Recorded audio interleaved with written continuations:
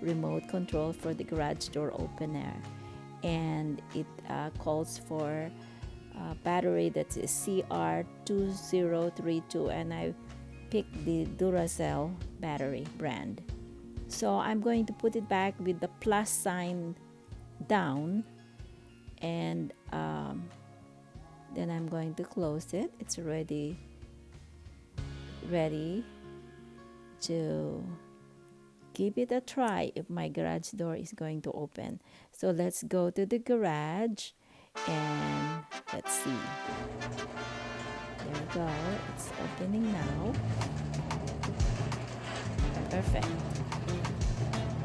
If for some reason it won't open, it's best to check this box and press the reset button. It should work. Thank you and God bless.